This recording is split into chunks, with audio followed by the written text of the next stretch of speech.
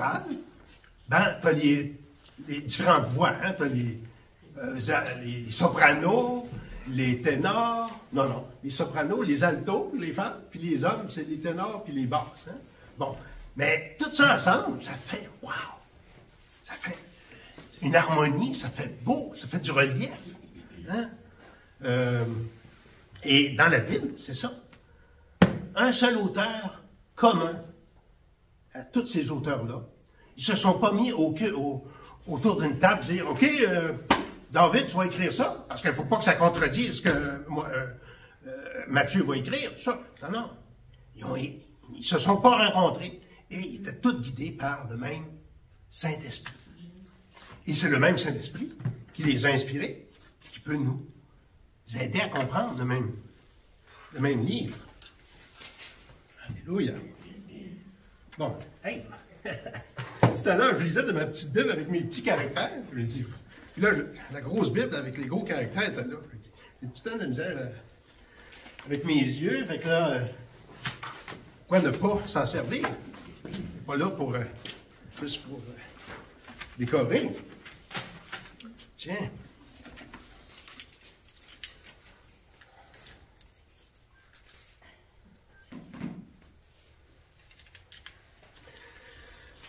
Troisième dimanche de l'Avent. Donc, troisième dimanche où on se prépare à la fête de Noël, la fête de la Nativité. On ne se prépare pas à la naissance de Noël, à la naissance de Jésus, parce que Jésus est venu il y a 2000 ans. Hein? On se prépare à célébrer la naissance. Hein? Et dans nos efforts autour de nous, comme croyants, de partager cette bonne nouvelle de l'Évangile, on a tous eu un petit peu cette réponse-là qui nous est venue tôt ou tard. Ah, c'est une belle croyance pour toi. C'est bon, continue. Moi, j'ai d'autres choses. Hein? J'ai pas besoin de ça. J'ai ma propre spiritualité. Ou encore, cette spiritualité-là, c'était pour les Juifs. C'était pour cette culture-là. Mais quand on va dans une autre culture, dans une autre région de la planète, ils ont d'autres spiritualité, d'autres... Et donc, certains vont dire, quand on envoie des missionnaires pour annoncer la bonne nouvelle à quelqu'un qui dans une culture où ils ne connaissent pas l'Évangile, ils n'ont pas la Bible, ben, on va dire, c'est un génocide culturel. On est en train de tuer leur culture, de leur arracher à leur religion ancestrale. Donc, plusieurs pensent que la question de la religion, c'est une affaire de culture. Mais avec notre idée contemporaine du village global, village planétaire, hein, où on est un seul pays presque, ça amène l'idée que toutes les spiritualités sont équivalentes. Hein?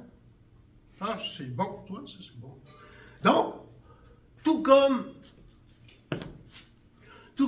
dans la société du 1er siècle, il y avait ce qu'on appelait des polythéismes, ou des gens qui croyaient à plusieurs dieux. Bien, aujourd'hui, les gens sont un peu polythéistes parce qu'ils croient qu'il y a plusieurs dieux selon les différentes religions, puis il ne faut pas critiquer personne. Et les seuls qui sont fautifs, c'est ceux qui osent critiquer les autres ou remettre en question la validité d'une spiritualité. Mais aujourd'hui, dans notre message, on va parler que Dieu s'est révélé à des non-juifs, à des païens. Hein? Païen voulait dire non-juifs. Hein? Des gens qui étaient en dehors du peuple de Dieu. Et les mages venus d'Orient, c'était ça. C'était des gens qui étaient dans une autre culture. On va lire Matthieu 2, versets 1 à 11.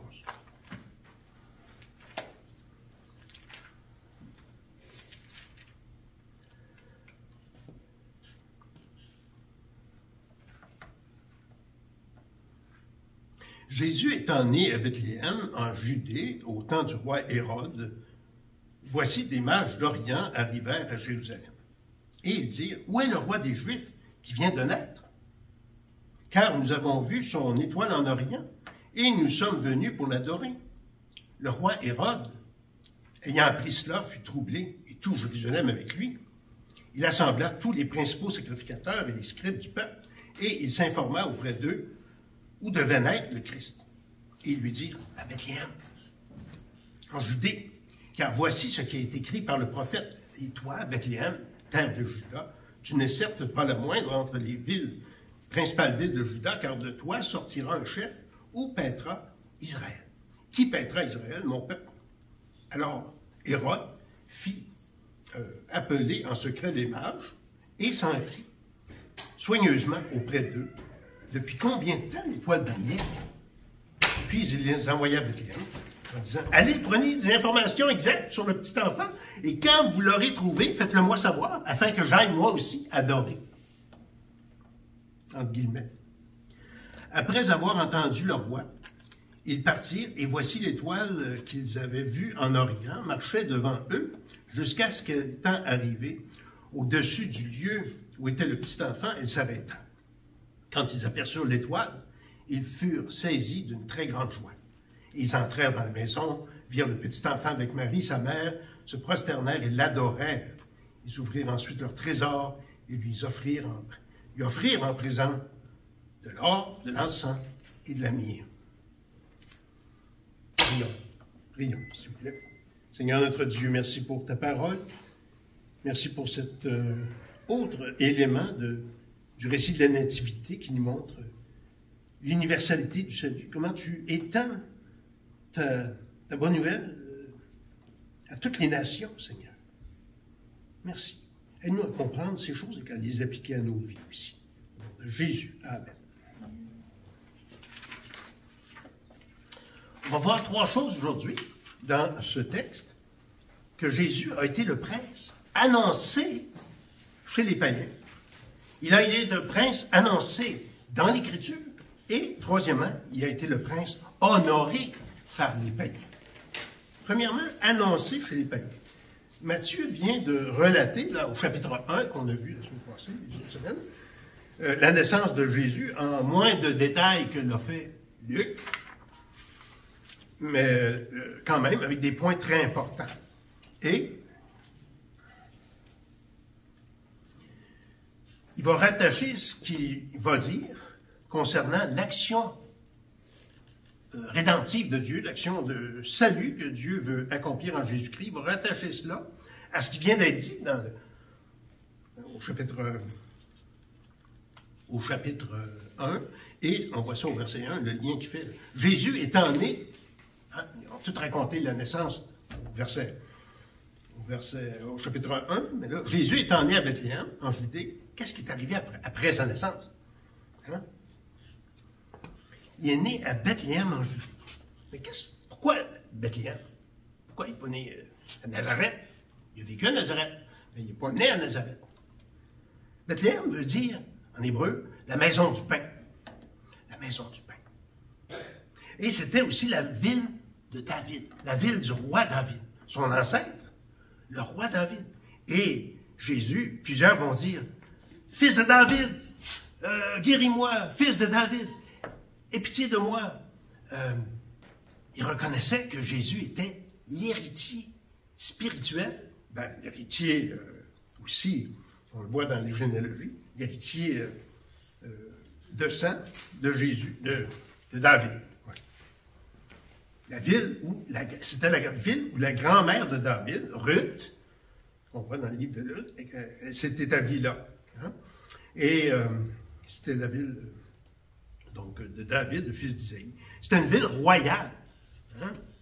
C'était intimement lié, cette ville-là, Bethléem, à l'espérance du Messie, l'espérance de la venue du Messie. Donc Jésus est né dans un endroit qui était vraiment lié à la royauté, pas par hasard. Hein? Dieu a organisé les choses pour que ça arrive là. Et on va voir que ça accomplit aussi la prophétie de Michée, qu'on va lire tout à l'heure. Là, un autre intervenant, Hérode. Hérode. Qui était ce roi? C'était un roi sanguinaire. Il y a certains historiens qui le décrivent pas tellement de manière très positive. Hein? son nom c'est James Tucker, La vie de Jésus-Christ, et fait beaucoup, donne beaucoup de détails historiques sur la personne d'Hérode. Page 16, il dit « Ils se réunirent tous autour de son berceau pour adorer le Saint-Enfant. Les bergers avec leur admiration de Jean simple, Siméon et Anne avec une révérence que rendait plus vive la sagesse et la piété des siècles accumulés, et les mages avec des dons somptueux de l'Orient et la connaissance du monde des païens. Mais pendant que ces vrais adorateurs le contemplent, voici apparaître le visage sinistre d'un meurtrier qui regarde par-dessus leurs épaules. Ah, donnez-moi les informations, on va aller adorer. Ouais. On sait ce qui va arriver, hein? Ce prince qui occupait alors le trône du pays, le trône de David, celui des Maccabées, hein, c'était des frères Maccabées qui ont voulu faire une révolution quelques siècles avant Jésus, n'était qu'un usurpateur étranger de basse extraction. Il était capable, ambitieux, magnifique, mais avec une âme cruelle, basse, ténébreuse. Il s'était rendu coupable de tous les crimes. Il avait baigné son palais dans le sang, assassinant sa femme favorite, 3 de ses fils et nombre de ses parents. Maintenant, il était vieux, il était torturé par la maladie, puis par le remords, hein? Le sentiment de son impopularité et une terreur maladive de tout prétendant possible à ce trône. Donc, il ne voulait pas personne de qui que ce soit, même de sa famille, qui devienne qui le détrône comme un roi, qui prenne sa place. Et c'est ça qui est arrivé. En fait, il s'est arrangé pour que ça n'arrive pas. Et il dit, au verset 1, « Voici des mages d'Orient arrivés à Jérusalem, et dire, où est le roi des Juifs qui vient de naître? Car nous avons vu son étoile en Orient, et nous sommes venus pour l'adorer. » Les mages, qui étaient ces mages? Les mages venus d'Orient, probablement de la Perse. La classe des mages en Perse était composée de devins, hein, des devins. Je ne sais pas si vous avez déjà vu Astérix, c'est le devin. Quelqu'un qui avait des talents de deviner l'avenir, hein, puis il lisait dans les poissons, dans toutes sortes de moyens qu'il y avait pour lire l'avenir, là. Bon, mais eux avaient des pouvoirs pour deviner l'avenir, hein. Les devins, donc, pratiquaient la divination et, pratiquaient l'astrologie aussi. Donc, ils regardaient les astres. Puis quand il y avait quelque chose d'inhabituel dans le ciel, par exemple, une étoile qui apparaît, qui n'était pas là avant, ben, ça voulait dire qu'il y a quoi qui va se passer sur la Terre, là, de différent. Donc, Tucker, encore, page 15, il décrit un petit peu cela, ces mages-là. Il dit, Tacite, Suétone et Joseph, donc Flavius Joseph, qui était l'historien du temps de Jésus, ils nous disent que dans les régions d'où ils venaient, se manifestait alors une grande attente pour un grand roi qui devait apparaître en Juda. Donc, c'est très loin. C'est des gens qui, peut-être, avaient eu quelques contacts avec la Bible, peut-être via ou par le moyen de Daniel. Daniel qui a été exilé, déporté à Babylone, plusieurs siècles avant Jésus-Christ. Et donc, il y avait une communauté juive dans ces régions-là. Et il y avait peut-être quelques gens qui connaissaient les Écritures. Et donc, peut-être ces mages-là aussi ont été en contact avec la révélation qui allait venir, un roi qui allait venir. Hein? Or, les mages qui étudiaient avec ferveur l'astrologie croyaient que tout phénomène peu ordinaire dans les cieux était le signe de quelques événements remarquables sur la terre, et il est aussi bien possible qu'en reliant l'apparition de cette étoile, qu'ils ne peuvent manquer d'avoir examiné soigneusement, à l'attente dont parlent les historiens anciens, ils aient été conduits vers l'ouest pour voir si cette prophétie-là va être réalisée. Si elle était réalisée. Donc, l'action divine dans la nature et l'action de Dieu dans la parole de Dieu. Révélation générale, révélation spéciale. Donc, le Dieu d'Israël, le Seigneur, il sait comment aller rejoindre sa créature. Dans ce temps-là, les gens regardaient le ciel, essayaient de trouver des choses dans le ciel. trouver l'avenir dans le ciel, trouver... Non, c'était leur Internet. Aujourd'hui, quand on veut passer un message, on veut que toute la population le comprenne, qu'est-ce qu'on fait? Hein? Qu'est-ce qu'on fait? On le met sur YouTube. On va sur YouTube. Puis si on n'est pas sur YouTube, il y a d'autres moyens. Hein? On entend nos téléphones. Oh, il y a une alerte. Une alerte météo, une alerte de voleurs. On prend les moyens. On voit les gens là où ils sont. Et Dieu, même si dans la Bible, dans l'Ancien Testament et dans le Nouveau Testament, la Bible parle contre l'astrologie, mais Dieu a voulu rejoindre ces gens-là, là où ils étaient. Fait qu'ils étaient pas devant leur TV, mais ils étaient devant les étoiles. Et Dieu a dit, « Hey, il y a une bonne nouvelle, il y a un Messie qui s'en vient. » Et, OK, on y va. Donc, Dieu s'arrange pour rejoindre les gens là où ils sont. Puis là, ça fait penser un petit peu, on a regardé Corneille, hein, dans les Actes des Apôtres. Puis Dieu s'est arrangé pour aller rejoindre Corneille.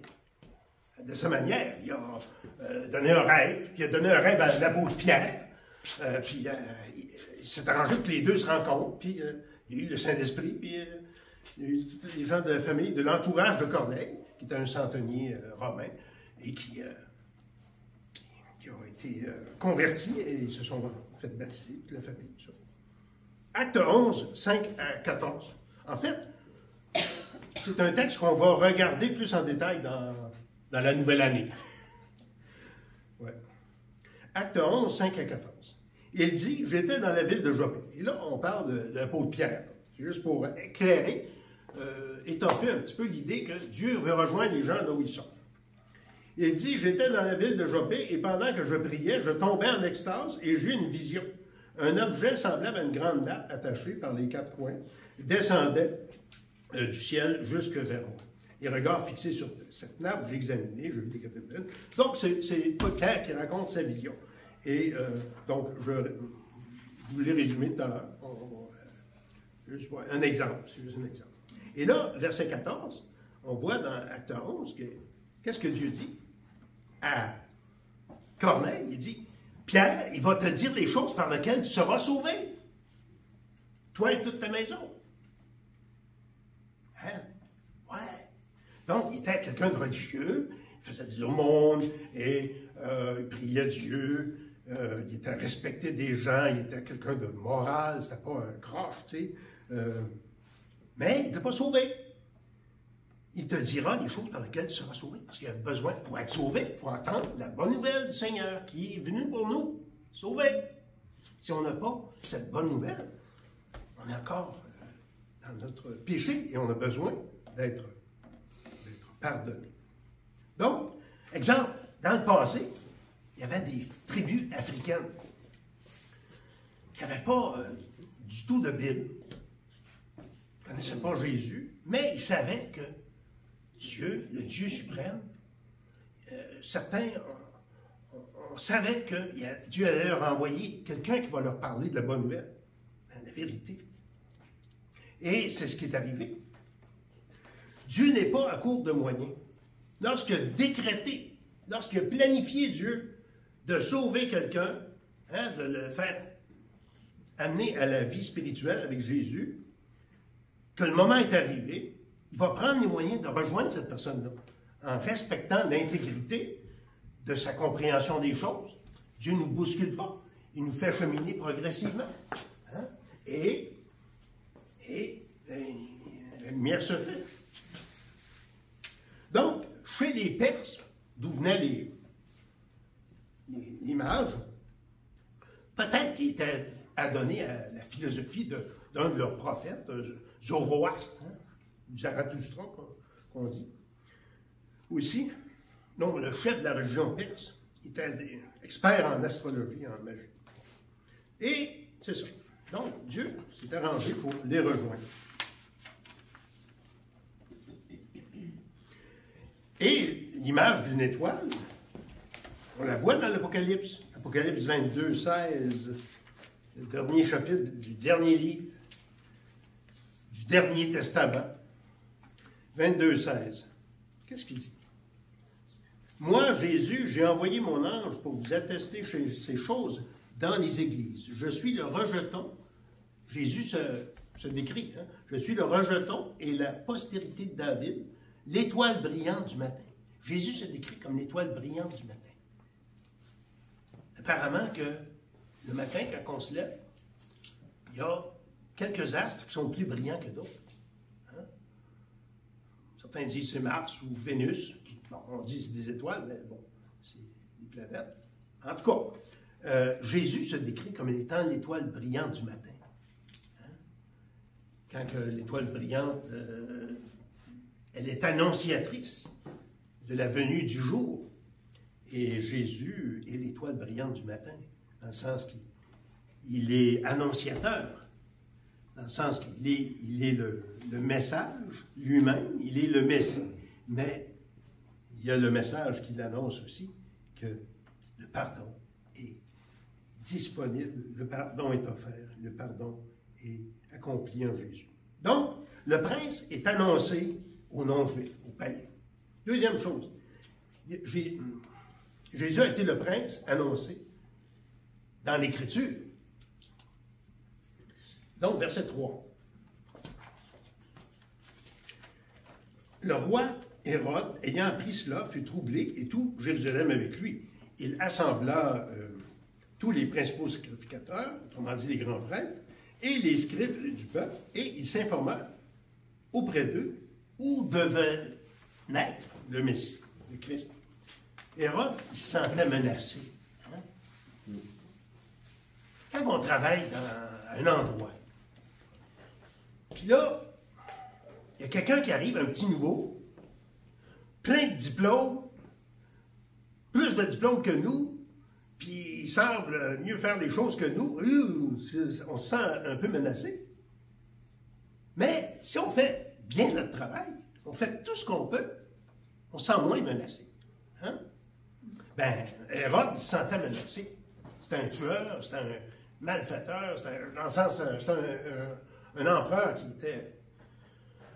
qui était pas exemplaire. Donc, il avait peur de se faire détrôner par n'importe qui, et là, par le roi qui vient de naître. Mais, on va voir que Jésus, son royaume n'était pas de ce monde. Hein?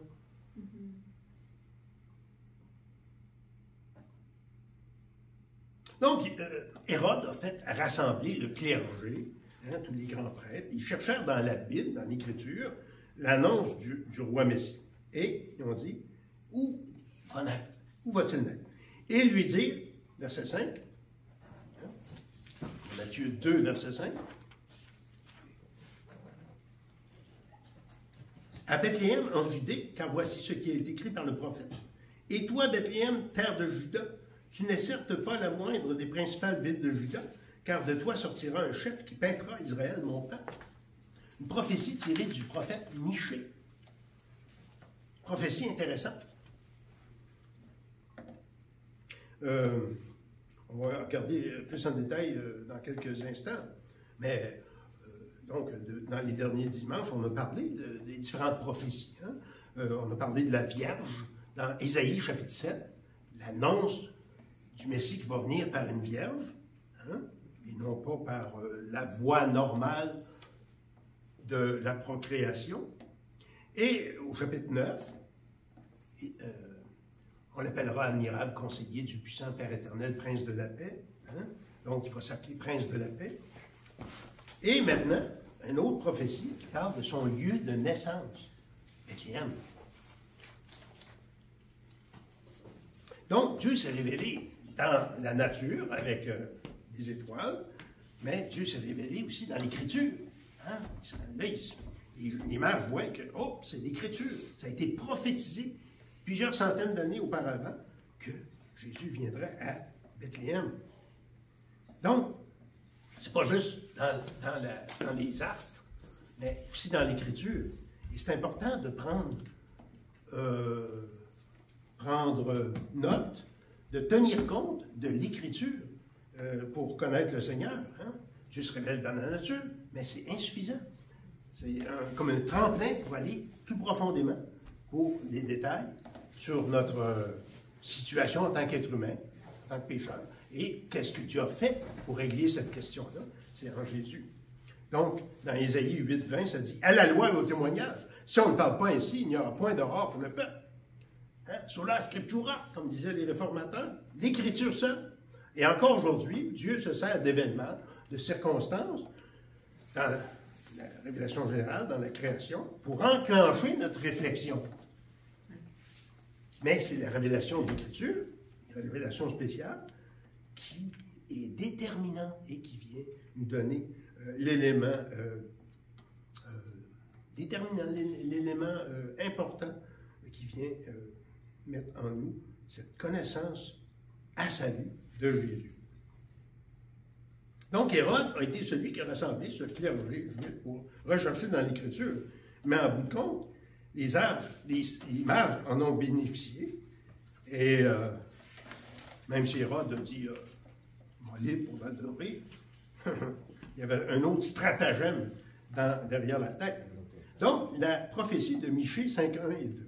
« Et toi, Bethléem, Ephrata, petite entre les milieux de Juda, de toi sortira pour moi celui qui dominera sur Israël et dont l'origine remonte aux temps anciens, au jour de l'éternité. C'est pourquoi il les livrera jusqu'au temps où enfantera celle qui doit enfanter. Et le reste de ses frères reviendra auprès des enfants d'Israël. » Donc, Matthieu, dans l'Évangile au chapitre 2, ne cite pas tout ce passage, mais c'est beau de voir le contexte. Verset 3. « Il se présentera, il gouvernera avec la force de l'Éternel, avec la majesté du nom de l'Éternel, son Dieu, et ils auront une demeure assurée, car il sera glorifié jusqu'aux extrémités de la terre. » Donc, qu'est-ce que nous dit cette prophétie? C'est que Jésus vient de Bethléem, la ville de l'espérance messianique, la ville de la lignée royale, et il va être un chef. Donc, il va être un prince, un leader souverain. Hein? Et aussi, il est préexistant. Ça veut dire qu'avant d'être sur terre, il était dans le ciel. Hein? Son origine remonte au jour de l'éternité. Une façon de, non pas parler d'un départ d'existence, parce qu'il est éternel, comme son Père, comme le Saint-Esprit, co-éternel, mais on parle de son départ, une façon de parler, dans l'éternité passée. Et il va être berger, il va paître son peuple, diriger son peuple. Hein? Un berger, comme un berger dirige ses brebis pour leur bien. Satan ne peut pas rien contre les brebis du Seigneur. Jésus est celui qui les protège. Il va gouverner avec majesté. Hein? Quand on parle de gouverner, c'est pas comme un tyran. Hein? Jésus n'est pas en train de nous tirer par les cheveux dans notre vie chrétienne. Il prend les moyens de nous faire comprendre les choses et de nous faire aller plus loin. Donc, troisième chose, concernant ce Jésus, il a été le prince honoré par les païens. Hein? Versets 9 et 10 et 11. Après avoir entendu le roi, ils partirent. Et voici, l'étoile qu'ils avaient vue en Orient marchait devant eux jusqu'à ce qu'elle était arrivée au-dessus du lieu où était le petit enfant. Elle s'arrêta. Quand ils aperçurent l'étoile, ils furent saisis d'une très grande joie. Ils entrèrent dans la maison, virent le petit enfant avec Marie sa mère, se prosternèrent et l'adorèrent. Ils ouvrirent ensuite leur trésor et lui offrirent en présent l'or, l'encens et la myrrhe. Quel était le but de cette arrivée des mages? Ben, c'était pas de faire un recensement. Ah, on vient de voir là, un nouveau résident, là, on va écrire ça dans nos livres. Là. Non, non. Ils sont venus pour l'adorer. On a vu son étoile en Orient et nous sommes venus pour l'adorer. Hein? Il venait de loin, peut-être plusieurs jours de marche, ou peut-être jours de marche en chameau, hein? Ou avec des chevaux.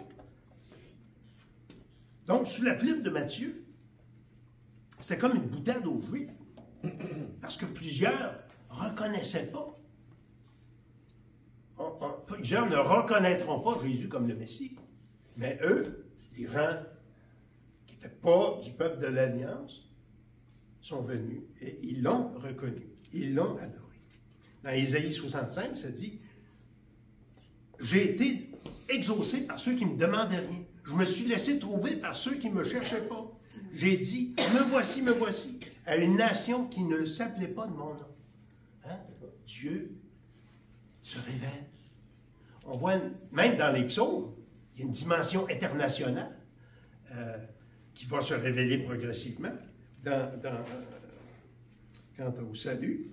Et on voit que graduellement, le salut va s'ouvrir à toutes les nations. Et notre fameux Hérode dit, venez m'informer afin que j'aille pour l'adorer. C'est quasiment comme la mafia, hein? La pègre.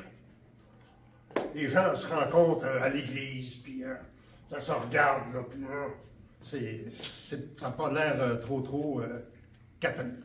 Ça n'a pas l'air trop beau, ce qui se manigance, là, une fois dans ces films-là. Hein? Mais ça reflète la réalité, je pense. Et notre fameux Hérode voulait faire d'autres choses. Hein? Mais concentrons-nous sur ce qui est positif dans ce texte-là. Le vrai modèle de la religion. Hein? Les mages étaient venus pour adorer. Et qu'est-ce qu'ils ont manifesté dans leur adoration? Ben, ils ont manifesté de la joie. Hein? Voici l'étoile qu'ils avaient vue en Orient, marchait devant eux jusqu'à ce qu'elle était arrivée au-dessus du lieu où était le petit enfant et s'arrêta. Quand ils aperçurent l'étoile, ils furent saisis d'une très grande joie. Hey! On est arrivé! On est arrivé, puis on est à bonne porte, à bonne adresse.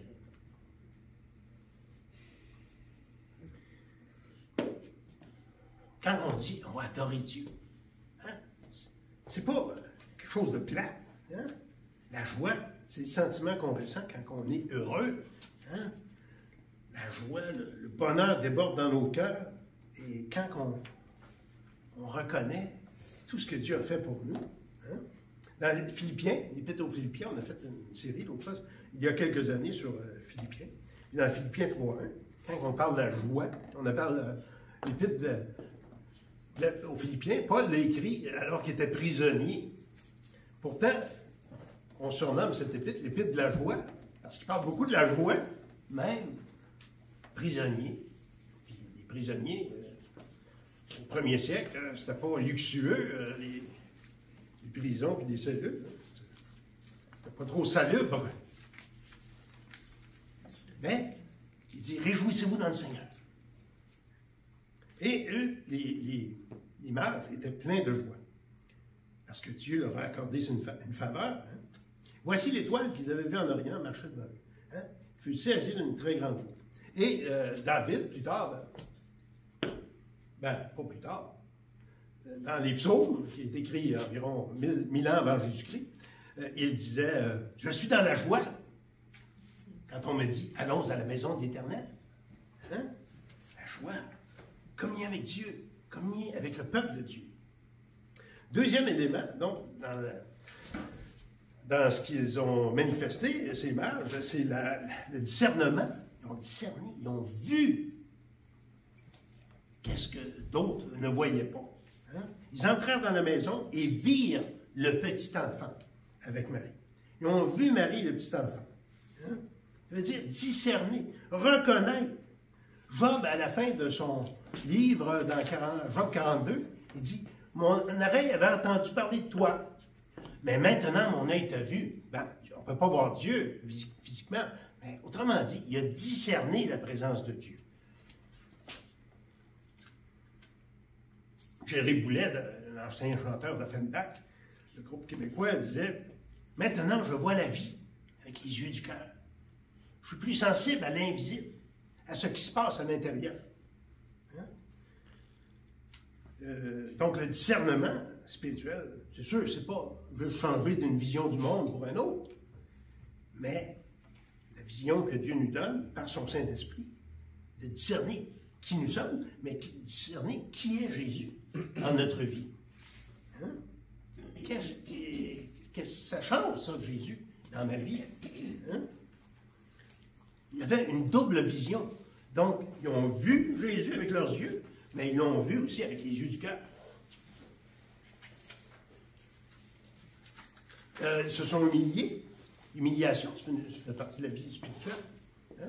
Le mot humiliation, humilier, est connoté, a un sens négatif, souvent. Mais dans la vie spirituelle, l'humiliation, ça veut dire non pas se voir pire qu'on est, mais se voir tel qu'on est. Pécheur, mais pécheur pardonné et gracié. Hein? Dieu ne veut pas le dénigrement. Ah, moi, je ne vois rien, là. Ah non, moi, je ne peux pas faire ceci, faire cela. Non, non, je ne suis pas bon. Non, je suis juste non, non. Dieu ne veut pas qu'on se dénigre. Dans le psaume 139, ça dit « Je te loue, Seigneur, de ce que je suis une créature merveilleuse. » Donc, Dieu veut qu'on se voie, non pas au-dessus de ce qu'on est, non pas en bas de ce qu'on est, comme on est. Et ça prend la vision de l'Écriture pour ça, pour nous voir, avoir un discernement juste de qui on est et de qui est Dieu. Donc, ils se sont prosternés. Quand tu te prosternes, normalement, c'est le contraire de se lever. Tu te mets à terre. Puis dans ce temps-là, c'était quasiment à pleine face à terre. Devant le roi. Hein? Tu reconnais ton indignité. Mais tu reconnais que tu es accepté dans sa présence. Hein? Et c'est ce qu'ils ont fait. Donc, quand on adore Dieu, nous aussi, ben, c'est pour ça qu'on ne peut pas se permettre de changer la liturgie puis dire on n'aura plus de confession des péchés.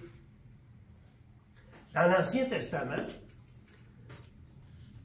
le temple, et avant qu'il y ait le temple de manière sédentaire, le temple à Jérusalem, il y avait le tabernacle, qui était un temple portatif, qui était une tente. Et c'était composé de 3 grandes parties. Il y avait le parvis extérieur, la grande cour, et dans la cour, il y avait l'autel, où il y avait les sacrifices d'animaux, il y avait la grande cuve d'airain, où il fallait se laver. Les prêtres devaient faire les ablutions avant de rentrer dans la présence de Dieu. Et nous, dans le Nouveau Testament, on entre dans la présence de Dieu sur la base du sacrifice de Jésus à la croix. Et c'est ça qui nous purifie. Et c'est pour ça qu'on a cette partie où on confesse dans nos cœurs le péché.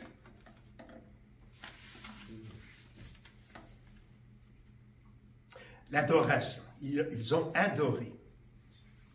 L'adoration, c'est le respect profond qu'on a envers notre Créateur. Ben, dans notre langue française, et même en anglais, c'est ça, on va dire « Ah, je l'adore, lui! Ah, je l'adore, j'adore ce petit dessert! » Ou « J'adore cet enfant-là! Hein? » Bon. En anglais, ils font la différence entre « adore » and « worship ». On ne dira pas « I worship this dog ». I adore. Autrement dit, je l'aime beaucoup. Mais l'adoration, fondamentalement, c'est de reconnaître, de donner à Dieu l'honneur en tant que créateur et reconnaître qu'on est sa créature. Donner à notre Sauveur l'honneur en tant que pécheur pardonné, en tant que c'est racheté. Hein? On avait fait aussi, dans le temps de la pandémie, une série, 13 études sur l'adoration. Bon, il y en a quelques-unes qui sont dans YouTube ou un petit peu sur notre site. En tout cas. Et un autre élément, c'est les dons. Les dons. Ils ouvrirent ensuite leur trésor et lui offrirent en présent de l'or, de l'encens et de la myrrhe. Étant conscients de leur privilège, et ils ont emporté ce qu'il y avait de mieux pour eux en tant que mage, en tant que membre d'une classe spéciale.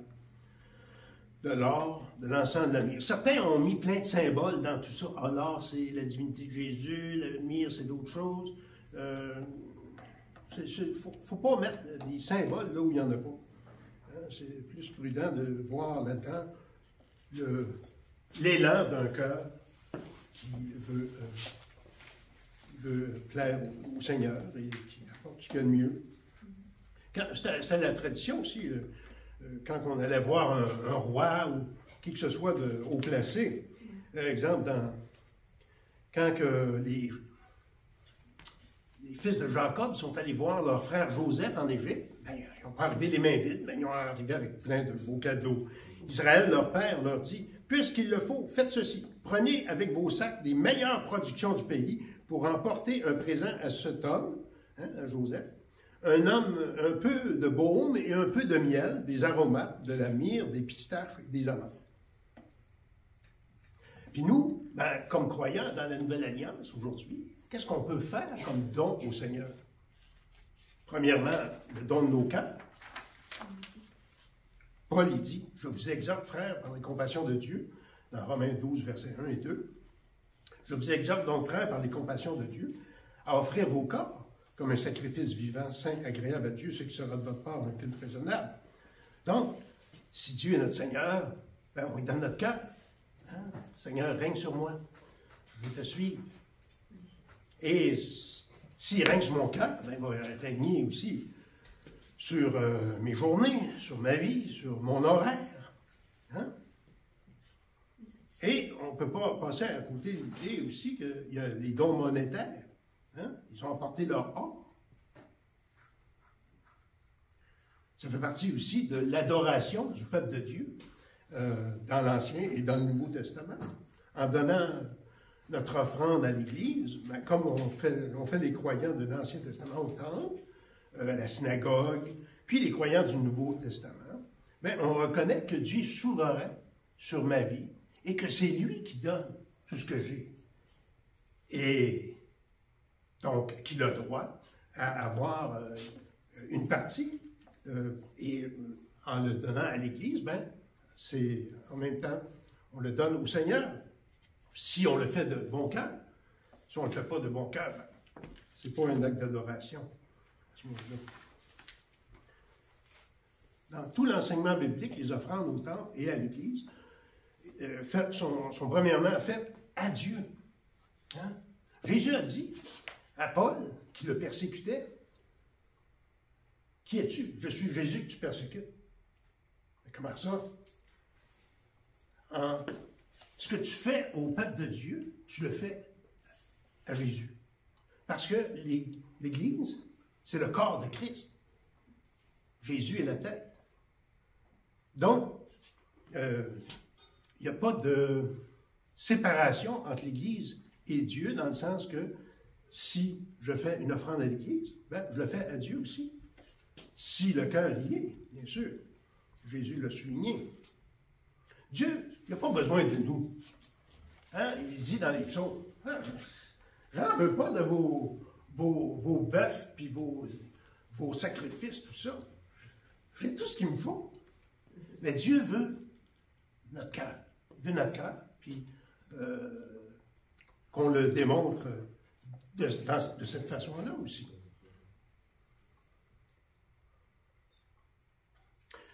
Dieu n'a pas besoin de nos offrandes, mais il nous donne le privilège de pouvoir collaborer avec lui à son œuvre de cette façon-là. Hein? Un peu comme quand on demande à notre enfant de nous aider à faire telle chose. Peut-être que ça va aller 10 fois plus vite si je le fais moi-même tout seul, mais s'il y a un sentiment de fierté puis de proximité qui est communiqué, quand il y a une collaboration, même chose. Nous sommes collaborateurs avec Dieu à son œuvre.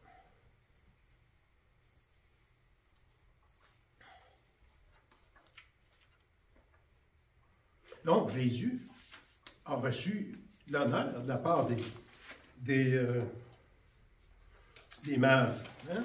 La joie, le discernement, l'humilité. Les mages ont montré l'adoration, les dons et leurs offrandes. Hérode, de son côté, ben, il avait son autre stratagème, parce que dans Matthieu 2,16, qu'est-ce que ça dit? Il envoyait tuer tous les enfants en bas de 2 ans. Il se sentait menacé. Hein? ils étaient à Bethléem. Donc, tous les enfants en bas de 2 ans et au-dessous qui étaient à Bethléem et dans tout son territoire, selon la date dont ils s'étaient soigneusement acquis auprès des mages. C'était ça son stratagème. En conclusion, on devrait s'émerveiller de la grâce que Dieu nous fait de venir nous chercher et d'aller chercher même des adorateurs aux extrémités du monde. Tout comme il a appelé Abraham dans sa terre à Ur en Chaldée, qui était, c'était pas une terre qui était, comment je peux dire, elle n'était pas axée sur la révélation de Dieu. Abraham était le père des croyants. Et Dieu a dit, marche, et sois intègre. Il n'éteint pas le mignon qui fume. Donc, il a pris les mages là où ils étaient, il avait la tête dans le ciel, et s'est révélé dans le ciel. Et dans notre évangélisation, dans notre façon de parler aux autres, Dieu veut aussi que lorsque quelqu'un a un intérêt spirituel, mais on n'est pas d'accord avec tout ce qu'il dit ou ce qu'il croit, de ne pas lui tomber sur la tête là, avec tout ce qu'il devrait changer, selon nous, selon ce qu'on voit dans la parole, mais Dieu n'éteint pas le lumignon qui fume. Prendre ça et de faire progresser la personne. Un peu comme l'apôtre Paul dans Acte 17. Or, tous les Athéniens, les étrangers demeurant à Athènes, ne passaient à leur temps qu'à dire et à écouter des nouvelles. Paul, debout au milieu de l'aéropage, dit « Homme athénien, je vous trouve à tous égards extrêmement religieux, car en parcourant votre ville et en considérant les objets de votre dévotion, j'ai même découvert un autel à cette inscription à un Dieu inconnu, ce que vous révérez sans le connaître. C'est ce que je vous annonce. » Il a bâti sur ce que les gens avaient déjà. Donc, en partageant l'Évangile, alors qu'on est dans une époque d'inclusivisme, où on veut inclure tout le monde, ou toutes les religions ensemble, ne pas craindre d'annoncer, dans ce contexte-là, le message exclusif de Jésus et de son salut. Le salut en Jésus seul. Soyons inclusifs en partageant le message du salut exclusif à tous. Ceux que le Seigneur met sur notre chemin. Prions. Seigneur notre Dieu, merci pour ta bonne parole. Et Seigneur, elle nous exhorte, elle nous amène à des prises de conscience pour pouvoir être de meilleurs adorateurs et de pouvoir aussi partager ce beau message autour de nous. Guide-nous, Seigneur, à cet effet et aide-nous à réfléchir à tout cela pour marcher plus près de toi. Au nom de Jésus. Amen.